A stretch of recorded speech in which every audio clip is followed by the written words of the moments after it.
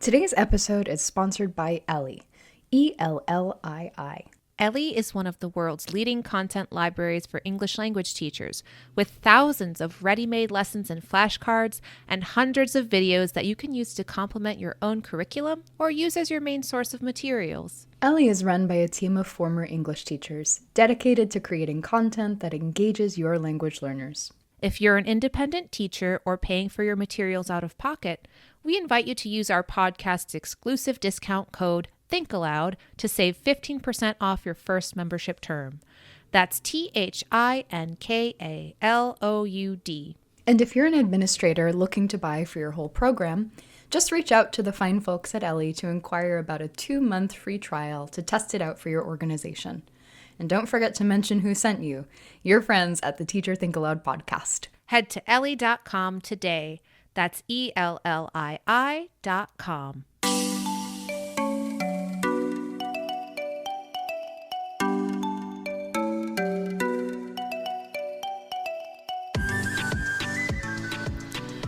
Hello, and welcome to the Teacher Think Aloud podcast, a podcast for reflective practice for teachers of English around the world. I'm your co-host, Anna. And I'm Shay. Today, we're thrilled to share our conversation with TESOL International Association President, Dr. Debra Suarez. Yes. And many of you listening will know we typically do a TESOL special episode after the TESOL International Convention each year. And we'll still do that, don't worry. But we're so excited to have had the chance to chat with Debra beforehand and learn about what TESOL has got in store for us this year. And spoiler alert, this conversation left us incredibly energized for the conference. If you weren't already looking forward to it, trust me, you will be by the end of this episode.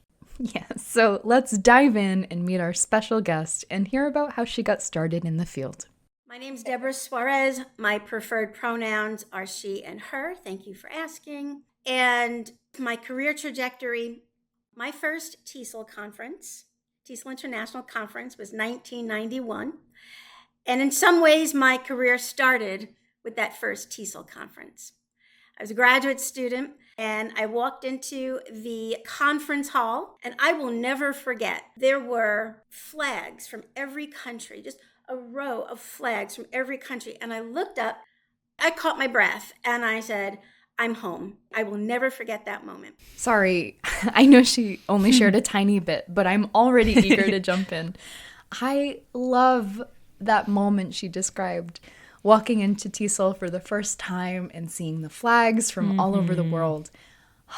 That feeling of, this is where I belong, is something I think so many of us can relate to. Oh, absolutely. I remember my first TESOL conference. There's just something magical about being surrounded by people who share your passion for teaching and language learning. Yeah. And the thing is, that feeling doesn't wear off. No matter how many times you go, there's always that moment where you just look around and think, wow, I'm part of something bigger. Yeah. So if you're attending for the first time, soak it all in. Let yourself be amazed by the ideas, the energy, and of course, the people, like Debra. That's when my career started pretty much. I started out as a classroom teacher, predominantly in adult education. I was working at a community college, directing a language lab. I went back for my PhD, and after my PhD, I became a professor, like so many of us. Some of my early experiences, though, were, I remember when the Berlin Wall fell. Berlin Wall came down, and you would turn on the television, and one after another, the different countries were declaring their independence. And I remember Ukraine did, and I had a very close colleague, a senior colleague, who was a professor of languages and who had a Ukrainian background. And she said, I'm going to Ukraine. I'm going to bring teaching methodology. Debra, you want to come? And I said, of course.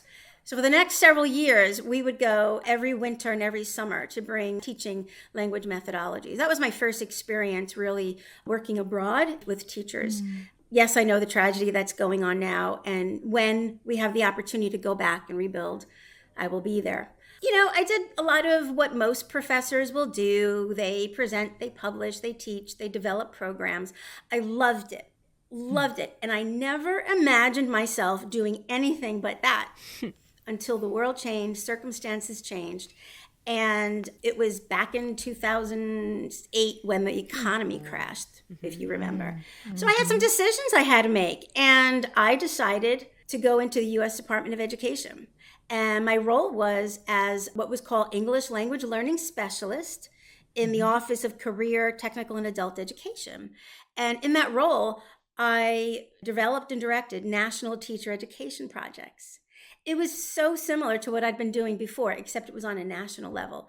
I loved it. Never thought I would leave because I loved it. But so many of us, as you move up, in your career, you face a major question. And that major question is, as I move up and expand my sphere of influence, is it okay that I move out of my content space and work more in, say, administration? Is it okay that I move out of the classroom? I love the classroom. Is it okay to move out of the classroom and become an administrator or a principal? Because that's our identity. I faced that, and I faced that question when I was at the U.S. Department of Education. And so for me, I was like, you know what? Doesn't matter what role I'm in. My values, my mission, my belief, and what I want to accomplish in the world will follow me wherever I am. So I actually wrote down what's my mission. I wrote it down. I still have that piece of paper. And wherever else I moved, I put it up on the wall or my bulletin board. And as soon as I did that, as soon as I made that shift, so many opportunities came to me that I never imagined. As soon as I changed that, I went to the front office. I started working very closely with issues related to immigrants and refugees. My work got noticed. I was invited to work in the White House Initiative for Asian Americans and Pacific Islanders. And in that role, I started working with every single agency on their diversity and equity plan related to language resource. So go figure, right? And if I hadn't made that decision to say, I'm going to carry my values, my beliefs with me no matter where I go, the world wouldn't have opened to me. So I never thought about being on the board of directors. I just showed up at TESOL. I volunteered. I just showed up in spaces that were interesting to me and that I cared about. And at some point, somebody contacted me and said, hey, Debra, have you ever thought about running for the board of TESOL? And I was like, no, my goodness, really? Me? You're kidding me. I'm so honored that you would even mention that. So I was like, oh, I'll do that. I submitted my expression of interest, and months later they said, you're on the slate. And my goodness. But you know what?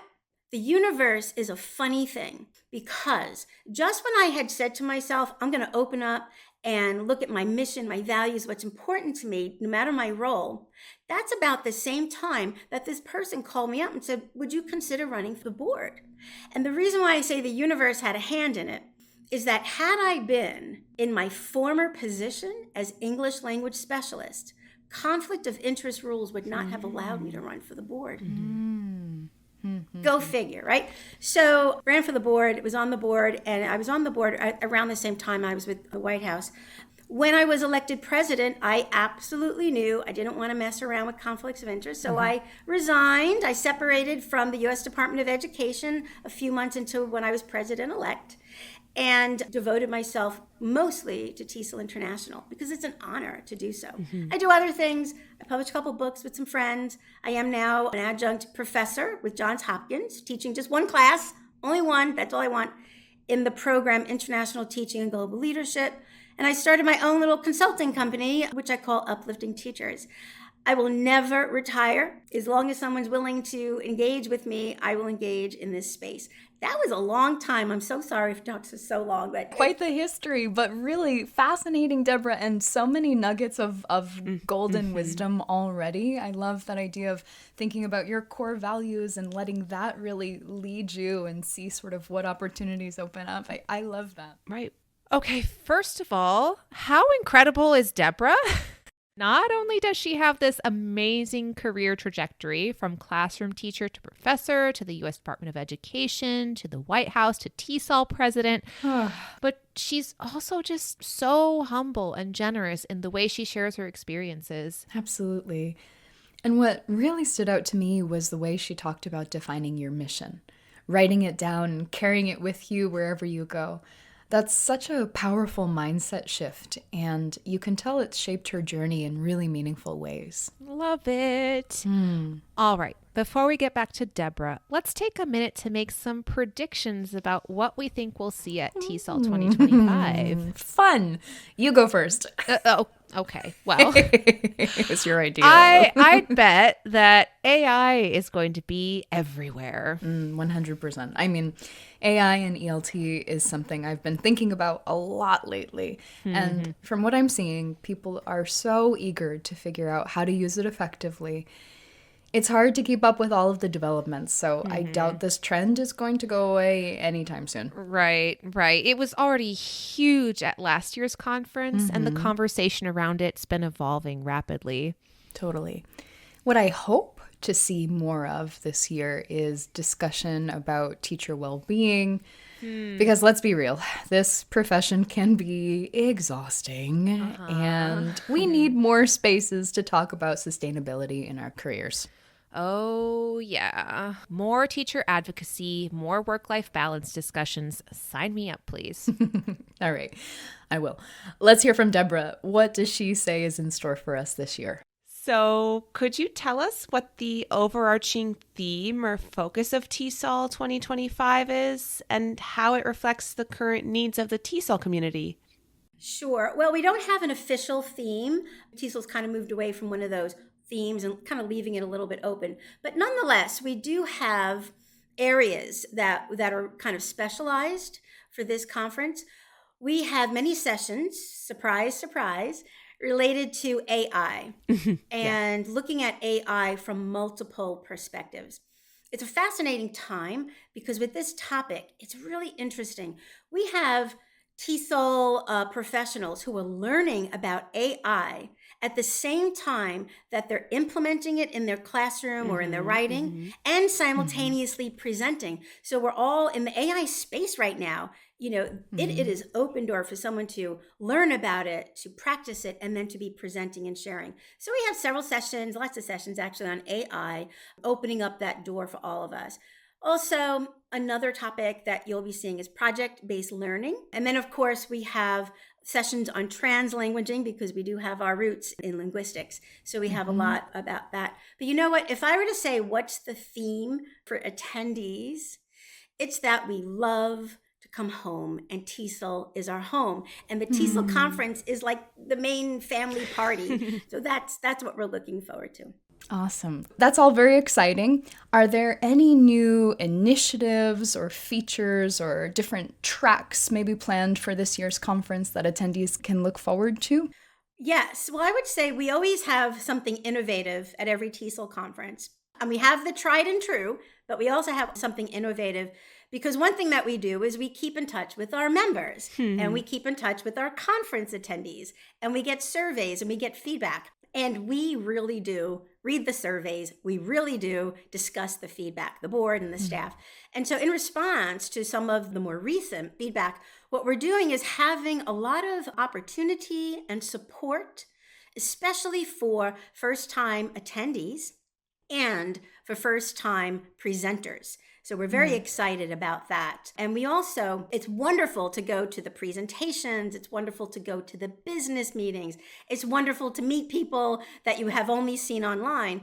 But what we realize is that, especially maybe since COVID, folks want to talk to each other in person. Folks want to meet and sit down. So what we have are more opportunities for networking and more opportunities for sitting in the same space and talking about something that is of interest to you. So we're really excited about that. And it's not just talking to people who have an interest, but talking with folks who know different aspects of TESOL or different aspects of the TESOL field. So we have those opportunities that we're really excited about.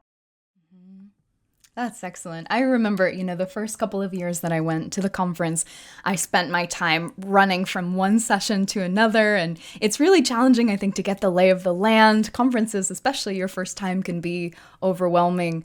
So it's great to hear about more of that first-time attendee support. But I love that idea of creating more opportunity to just share space informally. We created this podcast during the pandemic, actually, like many podcasts were launched then, but in part because we wanted to be able to bring together different voices across the world and create a community of practice. So we believe in that, and we love that you're thinking of that. Yeah, can I piggyback on what you just shared? So, bringing together, creating a community of practice, and that's wonderful. And I know you've been doing that, and, kudos to your work. In the TESOL space, when we talk about creating communities of practice, we have multiple communities of practice. One idea that we tend to really have as a North Star is that we want to maintain and retain the best of our tried and true, of our 59-year history, but also to innovate and to be always exciting and creating. And so this conference, we're going to have conversations with past TESOL presidents. So next year is our 60th year, 60.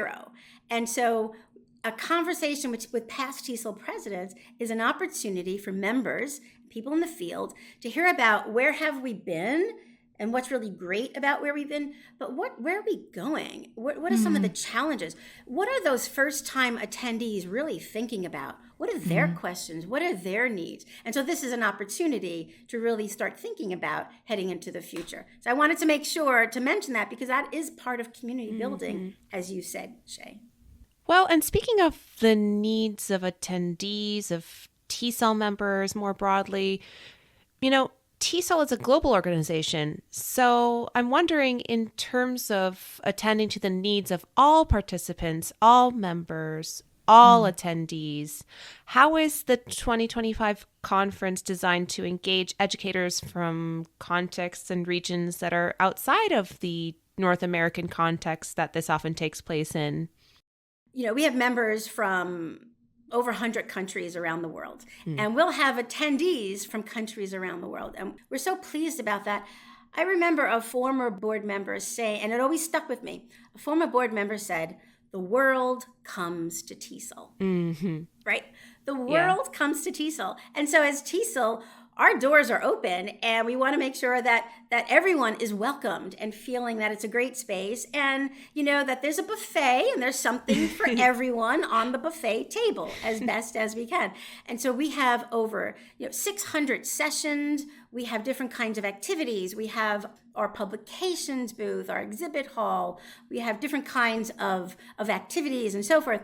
And so the way that we really attend to that multiplicity of interests, that multiplicity of levels that people teach, the diverse context, people are coming from, is that you have presenters and folks who are helping to create the conference from around the world. And that's what we've got. So again, you're going to find, there will be a buffet. I love the metaphor, and it just came to me right now. Good one, right? So we'll have a buffet table and a little bit of everything, but we'll have a little bit of everything because people are bringing their dish to the table and putting it down. We all created the buffet table. I'd love to run with this metaphor more, but Can we just pause for a second to appreciate this buffet metaphor? Yes, I mean, Right? it's perfect. Because TESOL really is a buffet. There's something for everyone, whether you're into technology, literacy, assessment, teacher development, or policy. Just like at a buffet, you don't have to load up your plate with everything. You can go back for seconds, right? Yes. Right. Pick what nourishes you, I guess. And, maybe try a little something outside your usual diet. You never know what might surprise you. Yum. So during this past year as president especially, I have engaged with TESOL professionals from around the world. I mean, I've traveled certain places, but a lot of presenting at conferences online, a lot of opportunity to have interactions with people online. And when you present online and when you present even face-to-face, you don't just go to the conference and then run away. At least I don't. I go and I participate. I go to the sessions. I sit in the sessions and I listen. And so one thing that has struck me is so much of the conversations are about, let me learn about this methodology. Yes. Let me learn about these techniques. Yes. Let me hear about what you're doing in your country. But then there's this next step. And the next step in the conversation that I'm seeing more and more is how can I adjust that to my context? So it is really fascinating because, and folks in the audience will come to that on their own. So for example, I started talking about learning from presenters, but then translating that into your own context. Translating, not transplanting. And I think the reason why I'm seeing that in many different areas might be because of the conversations around decolonizing English language teaching and decolonizing. And unfortunately, there is a certain extent that English language teaching has that bit of that history, comes from that history. But now, for the while now, we're talking about decolonizing and bringing up and uplifting other voices. So I suspect, I don't know, we'll see what other people think, but I suspect that's why we're really seeing the questioning about, well, that's wonderful for you, and I'm learning about that from you. Let me try to take that and adjust it and make it my own with my own students, in my own classroom, with my own colleagues. Yeah, that's great. I mean, Anna and I have reviewed a book. Which was it? Race, Empire, and English Language Teaching by Dr. Suhanti Mata, which had a lot to do with That's episode 18, listeners. Of the English language. And I agree with you that there's an emphasis being placed on sort of decentering, like the white speaker of English, and their experience, and thinking more about how it can apply in other places. And like the ownership of language, I think, is shifting, and it's really beautiful. I'm so happy to hear you bring that up. So, the funny thing in TESOL, we have so many connections. Let's suppose you go to a TESOL conference and you see everybody walking around, and you had a special magnifying glass that you hold up and it will show you how people are connected. You will see all sorts of silver threads connecting people. So somebody used to be someone's professor, someone used to be someone's student, etc., who has written books together.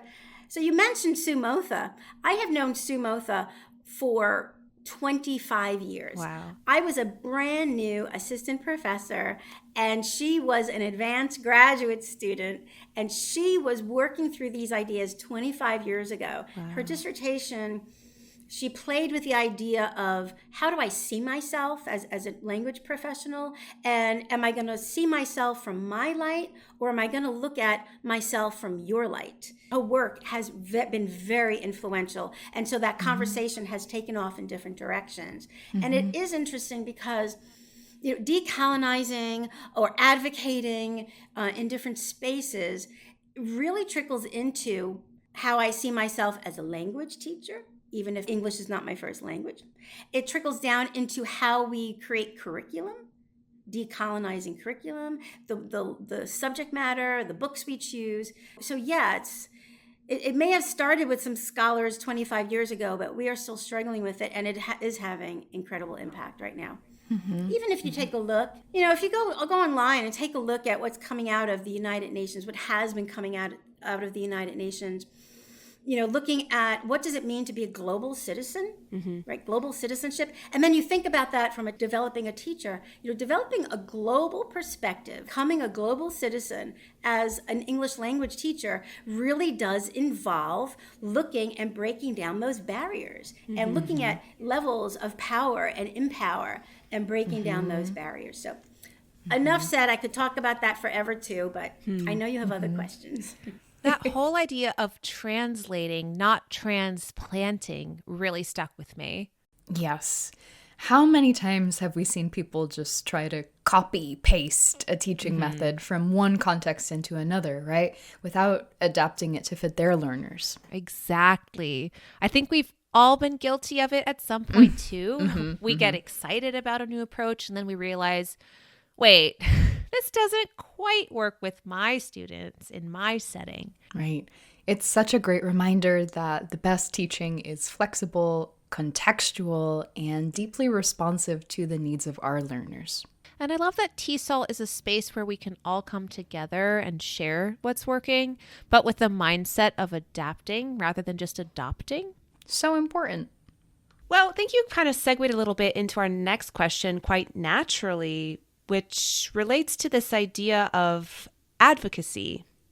So we're wondering, what steps TESOL International is taking to support professional development and advocacy for teachers and learners, especially, in light of recent administration changes that, of course, are top of mind. Okay, we're going to need another hour, but no, we have 5 minutes. So how is TESOL responding? First thing I would say is, even before this, you referenced the political situation currently in the United States. Even before that, TESOL, under our director of advocacy, Jeff Hutchinson, TESOL's been rethinking what we even mean by advocacy. So for many, many years, we've had a very successful advocacy training program, Advocacy and Policy Summit every spring, where folks have come from around the country to Washington, D.C., and they get the most amazing training. So if you have a particular issue that is especially important to you, how do you set up an appointment with your congressional representatives? How do you sit down with that congressional representative and talk to him or her? How do you express your story rather than just saying, what your personal opinion? How do you impact and really then create this influence through that representative that you're speaking with? So for many years, we've done that. So folks will come, they get the training, we go down to the Hill together in pairs to help that confidence, and we will talk about particular, bills that are out or ideas. And so that has been our traditional way of looking at advocacy, and we continue to do that. It's very successful, and we're continuing to do that. But you know what? There's more to that, and that's what, under Jeff's leadership, and I know our new executive director, Daniel Stout, will be doing this as well. Looking at advocacy in different ways. It's not just affecting policy. So what does advocacy look like in the United States? It might be what I just described, but that's not necessarily the way advocacy is around the world. You may not be able to go to government representatives. You may really hesitate to share your thoughts. So what other ways can you advocate for your students and for other teachers? So decontextualizing advocacy is important. It goes back to decolonizing. Advocacy is also not just an individual thing. Advocacy is about not just being an advocate, but creating a community of advocates. And we can create a community of advocates by inviting our parents into this space, by inviting our close colleagues, but also inviting our colleagues that may be 2 steps professionally away, not just content area teachers, but not even teachers, but others who care about the populations that we care about.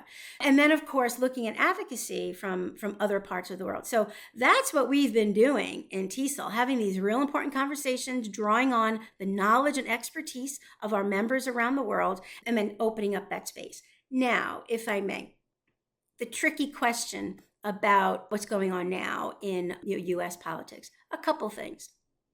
We have our mission, okay? And we will support English language teachers, professionals around the world so that they can better serve their students. So that's what we have to keep front and center, because that's why members join our organization. So we have to keep that front and center, that we are always attending to the mission. We are always attending to what our members are looking for from the association.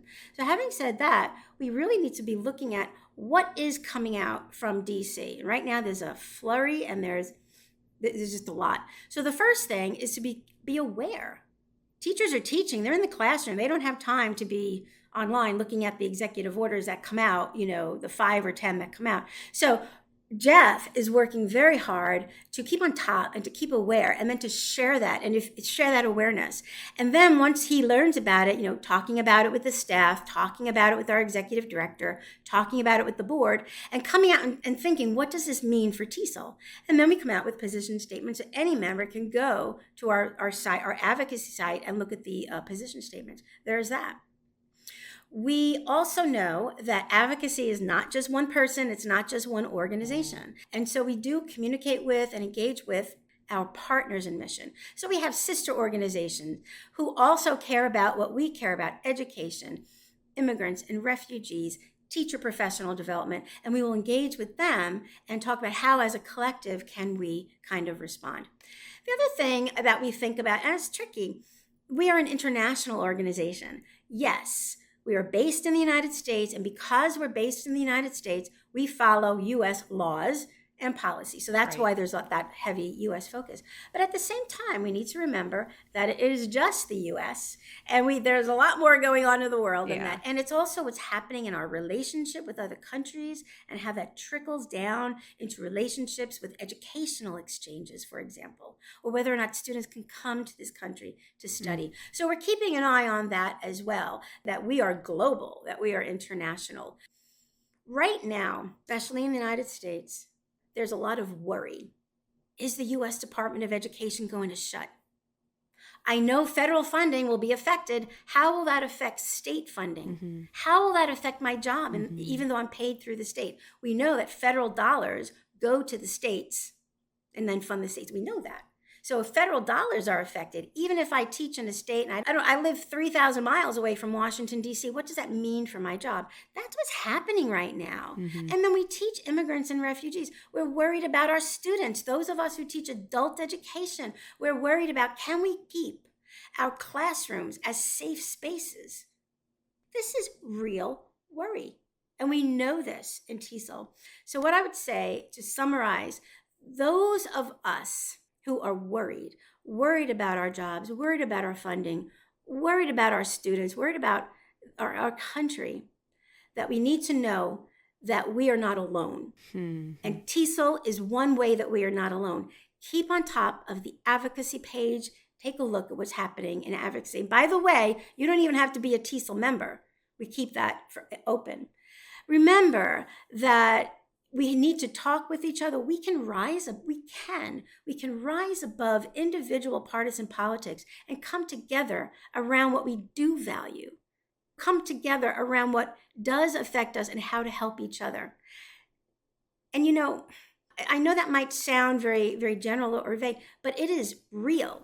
If you come together with partners in mission and you focus on what you have in common and you focus on the goals that you have in common, we can do a lot. And that's what I think is happening now. And so Jeff, our staff and Jeff coming together to create that community. So I would say it is real. I know it. I feel it myself and I hear it.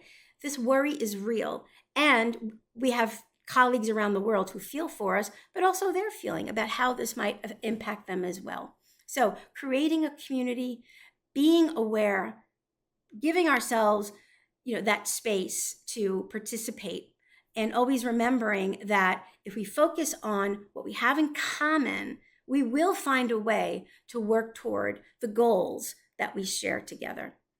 I just feel so reinvigorated by your thoughts here. And it's just amazing to hear about the robust infrastructure across individual TESOL members coming together, but TESOL working with other organizations and this giant community that you're referring to, that we can all come together with a common goal. I really, that sentiment, raises me up and makes me even more passionate about the TESOL community, whether it's through TESOL International Association or just the broader English language teaching community.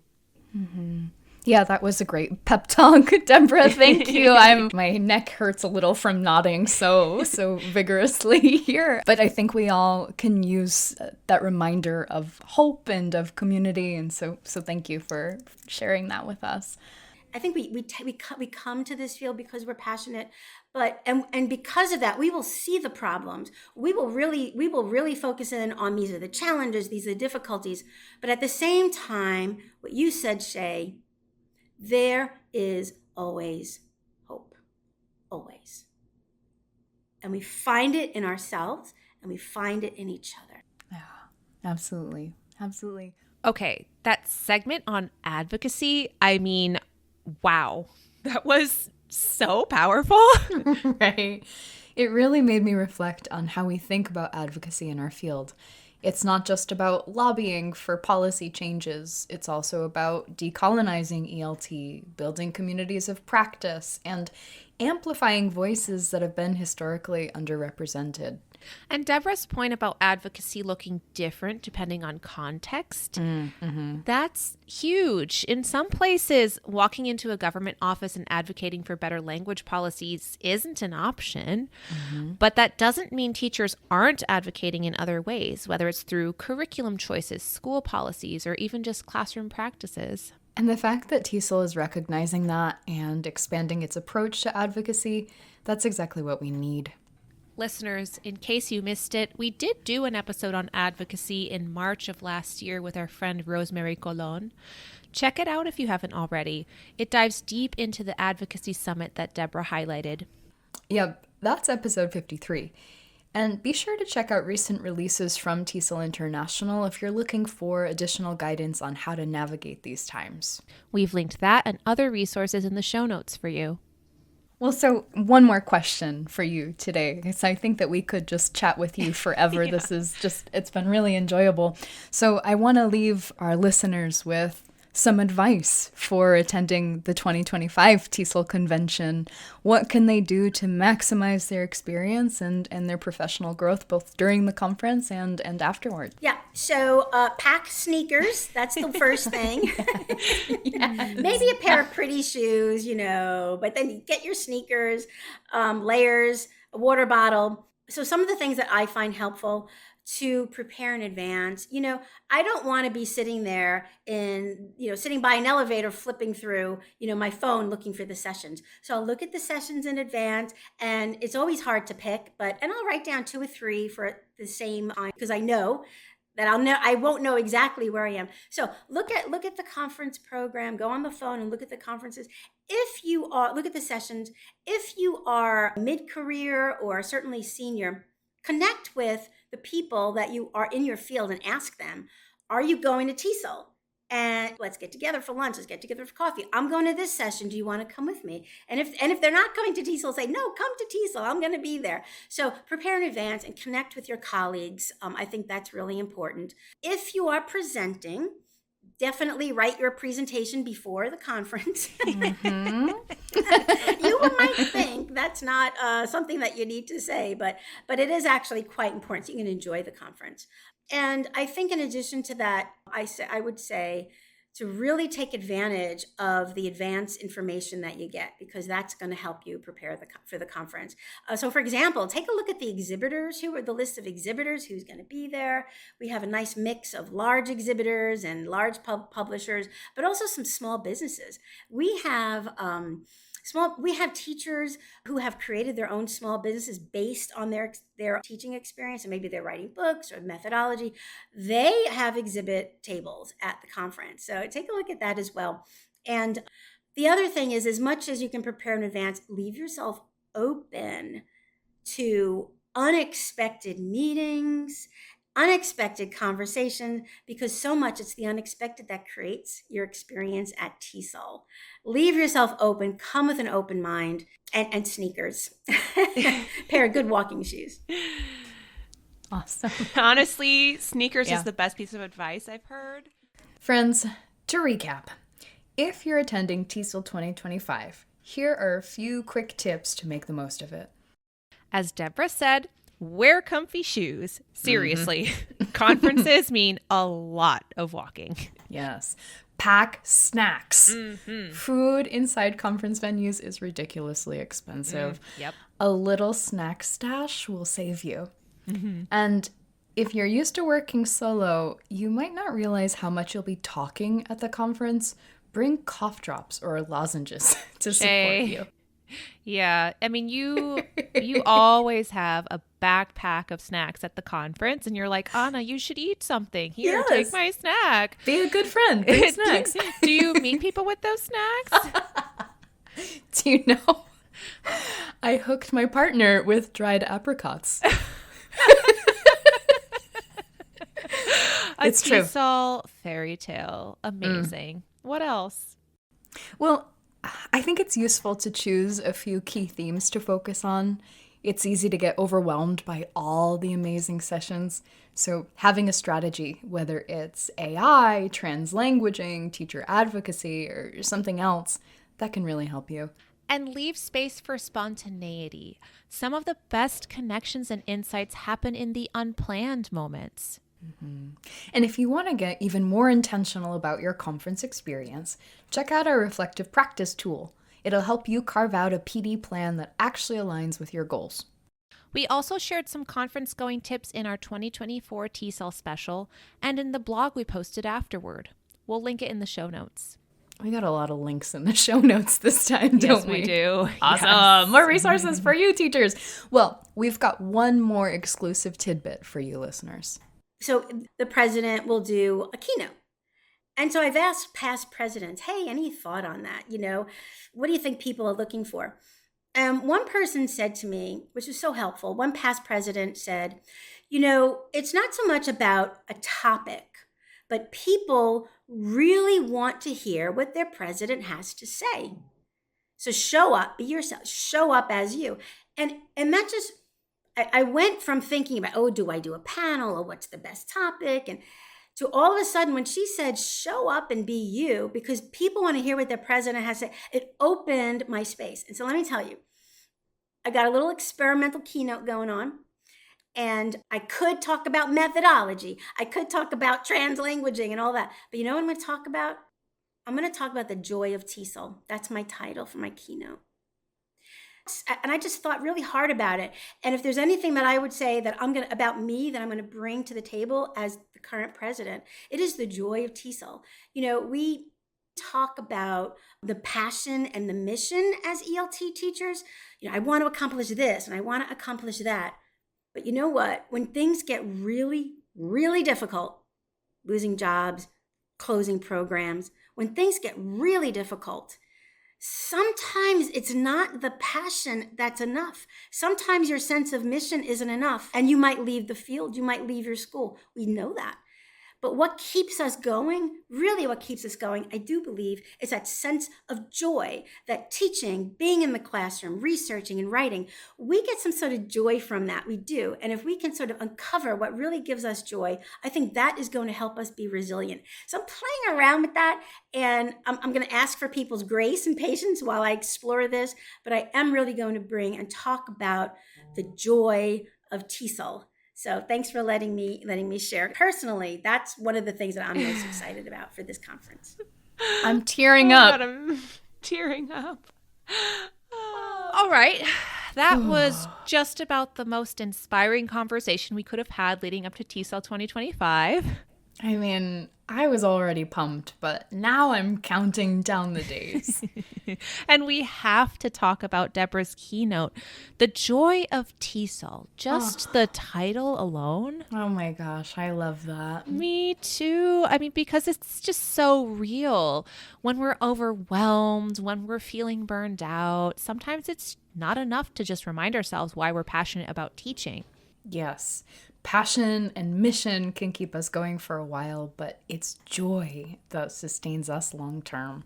And when we think about why we stay in this field, it's because of those moments of joy. The student who finally gets it, the lesson that sparks a deep conversation, the connection we build with learners. Or colleagues, right? Yeah. And I think we don't talk enough about joy in ELT. We talk about methodologies, assessment, engagement practices, but we don't often ask, what brings you joy in teaching? Exactly. And that's something we can all reflect on as we head into the conference. What is it about TESOL, about teaching, that truly makes us happy? TESOL makes me happy, Anna, every time. Just because I get to see you too. It's always a nice perk. yes, But yes. listeners, we'll be there. Come see us. Yeah. We'll be presenting at TESOL 2025, and we'd love to meet you in person. You can join us for our workshop called Pause and Reflect, Building a Sustainable Personalized PD Plan. It's happening at 10 a.m. on Wednesday, March 19th. Find us in Bixby Ballroom 4 at the Marriott Long Beach Downtown Hotel. It's going to be a great time. So, listeners, we want to hear from you. Are you attending TESOL this year? What sessions are you most looking forward to? And if you're presenting, let us know.